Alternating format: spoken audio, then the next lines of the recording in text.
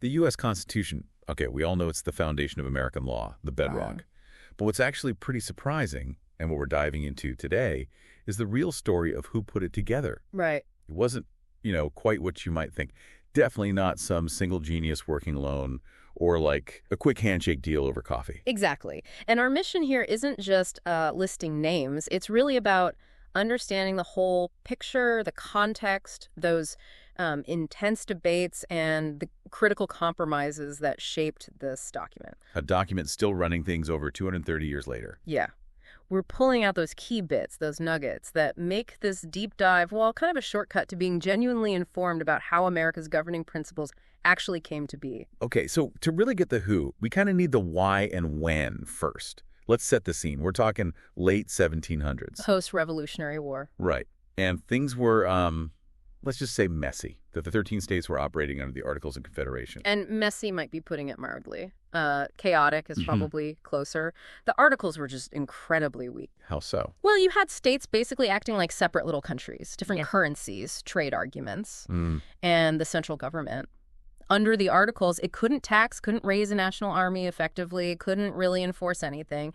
No teeth. Zero authority, basically. Pretty much. It was creating massive instability. So it sounds like this disunity, this weakness, it really forced their hand. Yeah. Was there like one big event that pushed them over the edge? Well, it was building, but Shays' Rebellion in Massachusetts, that was a huge wake-up call. You had farmers, many were war veterans, losing their land because of debt, taxes, and the federal government was powerless, couldn't even help Massachusetts stop the uprising effectively. It just starkly showed how impotent the government was. That's when people like James Madison really knew something fundamental had to change. So that leads us to 1787, Philadelphia.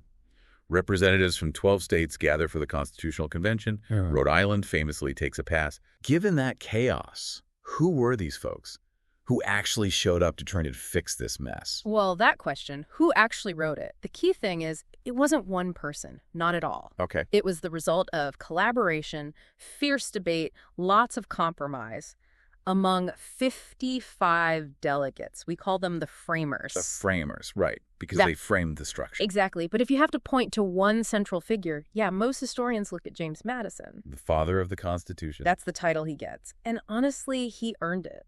Madison showed up so prepared. He'd spent years studying governments, history, political philosophy. He did his homework. Oh, absolutely. He came in with the Virginia plan already drafted. And what was so special about that plan? Why did it become the foundation?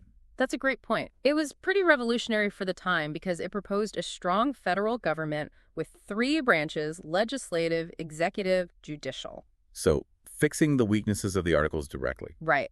Power to tax, enforce laws. And crucially, it proposed representation based on population. And that immediately caused friction, I bet. Oh, yeah. That set the stage for one of the biggest fights of the whole convention. Small states versus large states. Okay, so Madison is the intellectual engineer. Well, like you said, not a solo act. Who else were the major players? Hamilton. Alexander Hamilton, definitely. Pushing hard for a strong central government. You had Benjamin Franklin. A wise old man. Sort of. His diplomacy and wisdom were apparently crucial during some really tense moments. Kept things from falling apart. And Washington. George Washington presided. How much did he influence things beyond just being there? Washington's presence was huge. He didn't say much during debates, apparently. Really? Yeah, but just him being there, chairing the convention, gave it immense legitimacy. People respected him.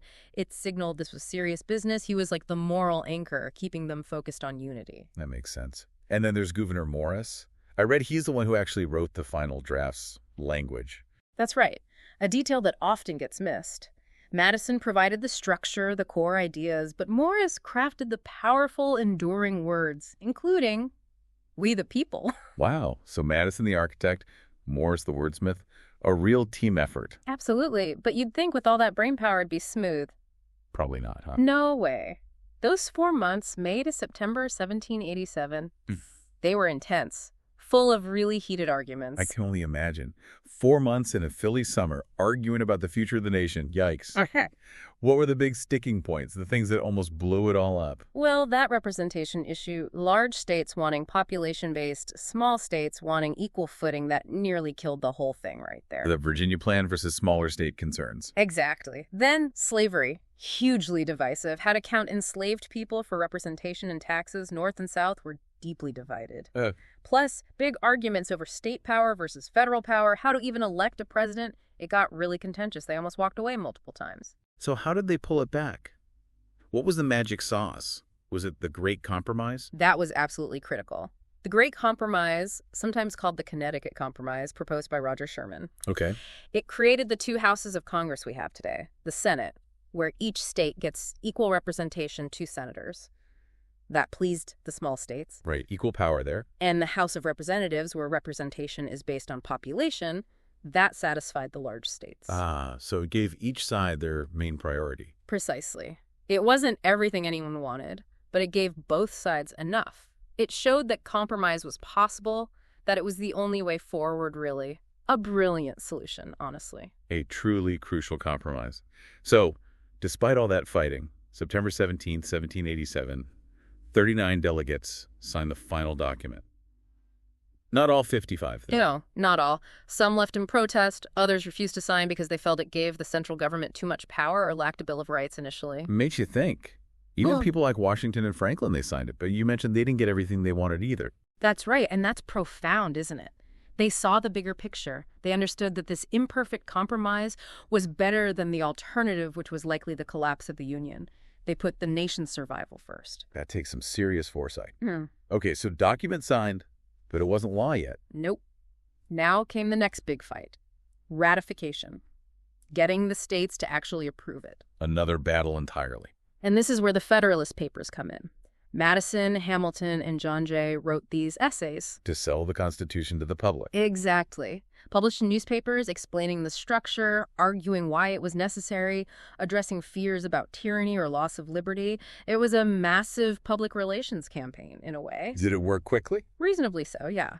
By June 1788, the 9th state, New Hampshire, ratified it. That was the threshold needed to make it official. 9 out of 13. And it formally went into effect in 1789. And here we are, over 230 years later, still operating under it. It's amazing. So, tying it all together, understanding who these people were, Madison, Morris, Hamilton, Washington, all 55 framers, it helps us understand the document itself, doesn't it?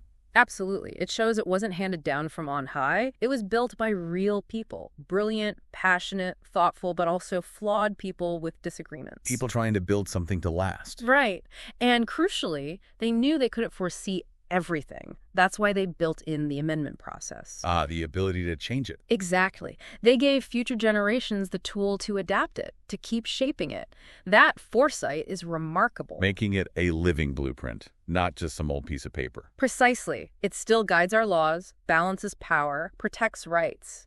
Knowing the effort, the arguments, the compromises that went into it back in that hot summer in Philadelphia, it just gives you a much deeper appreciation for it. So there you have it, the story of who really wrote the Constitution. Not one author, not an easy process. Not at all. It was intense debate, hard-won compromise, and frankly, some incredibly big ideas from some very smart people. People who, even when they disagreed fiercely, were trying to create something much bigger than themselves. And you know, that document, forged through all that human effort and compromise, was designed to adapt. It has that capacity built right in. Makes you wonder, doesn't it? What can that enduring ability to adapt teach us about tackling the huge, complex problems we face today?